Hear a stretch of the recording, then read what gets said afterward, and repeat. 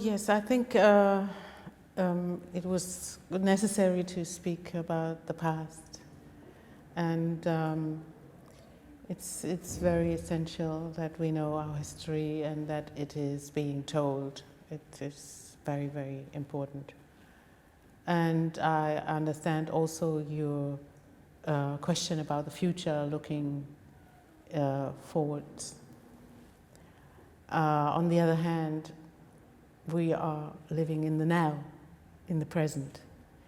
And I think it's very important also to discuss the continuity of events, of the laws, and what is happening right now, especially here in Germany, with the refugees, with the AfD, with the laws. There's so much to do right now. It's not for the future.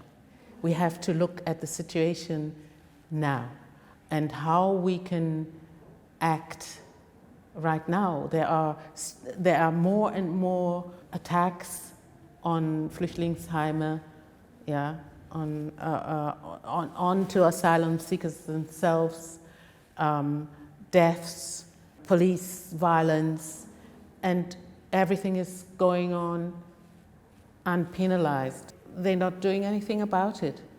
I mean, the numbers are known. There's this Opferhilfe.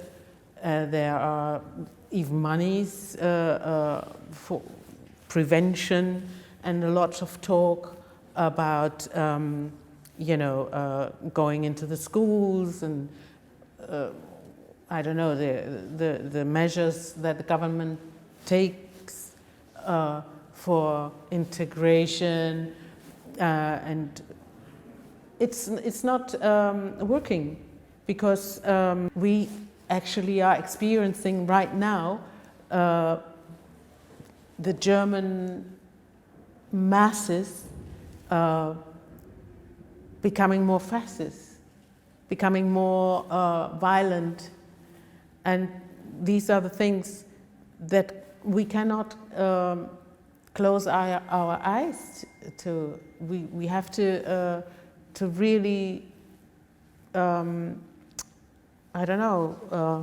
shake at the framework of this whole system, so that they wake up and so that things are being stopped, because it cannot happen again in this country that Nazis become the majority.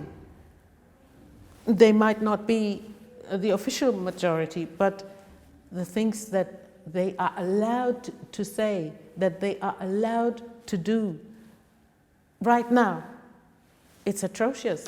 It's unbelievable that this is happening in Germany. Well,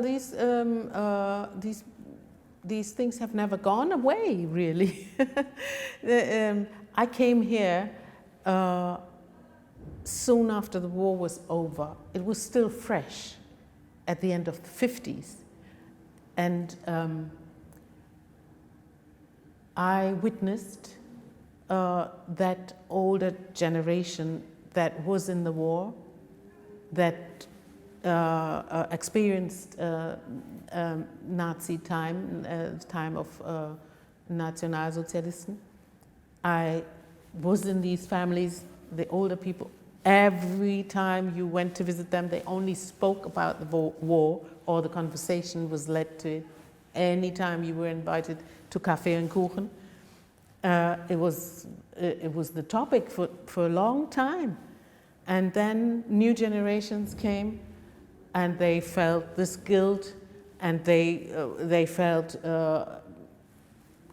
ill-treated by the rest of the world, because they were made responsible for 2 wars. And still the same perpetrators that survived the war were in office, and you had to deal with them, and you knew they must have been Nazis, and you knew your teacher was a Nazi. And where were all these Nazis suddenly? They haven't gone away. They didn't go away. They were there, and they made the laws. They were the ones that made the laws. And then maybe new generations with a different outlook have sprung up, but they are influenced by their parents. And they copy their parents like children do. So what do you get in the kindergartens? What do you get in the schools? Racism. And that hasn't gone away. And unfortunately, it's worldwide. It's not only a German issue. It's everywhere. But this racist ideology is so ingrained in this mentality, the superiority of the white people, of the Germans with their light culture and culture. And so, you know, these are the things that, you know, they still continue doing. It's this continuity has to be broken. So if Germans go to Mallorca and want to eat Bratwurst and Schnitzel, you know, this is the same thing.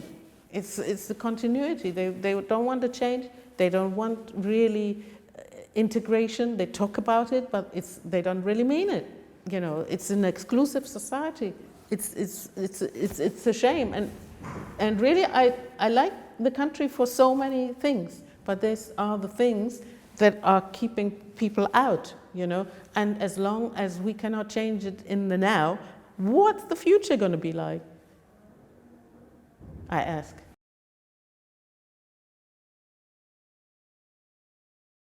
You know, I was going to relocate to England, and I would find the same society because it's Europe. But it's not the same. It's completely different. I had to learn that, you know, that the British are just a different people, and their racism is maybe more subtle because they know how to go about it. But the German behavior is very direct behavior. They will show you straight away, you're not welcome, we don't like you. Whereas the British, they're always nice and polite, and they always sort of two-faced, let's say that in general right now, but I'm not meaning everyone, but it's very characteristic of the British behavior and mentality to pretend, and you know, and then the German directness is completely opposite. They will be outspoken and frank and direct to you in the way they tell you that you're not welcome, you know. So I see this. I've noticed that this is one of the things. If the German people like you, they are your true friend forever, and they have a very humanitarian outlook on people in general. That's why you have a lot of thinkers and philanthropists and whatever, explorers and so on. But still, it's always with this in the back of their mind that they are the pure superior race. And so they will always consider other cultures as an inferior, primitive civilization. This is, they have been told this, they have been taught this. And for this to change, this attitude is just a matter of beliefs and attitudes, which are completely wrong, of course. You know, they just, it's known that it's a mistake.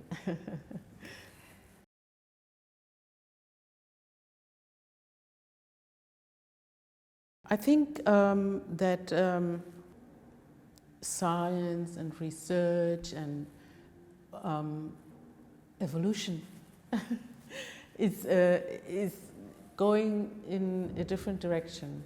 That is showing the whole world, is telling us, nature is telling us our mistakes, is showing us where we went wrong in our thinking, because we constructed these things that are not reality, that are not true, because developing on its own, and it's in their face now, because they are discovering so many things that is showing, the whole world. Science is discovering too many things, which is proving them wrong, So I think it will take, I don't know how many years, but maybe we don't see it, but maybe our grandchildren or great-grandchildren will experience equality or a different attitude in the end, because it's inevitable.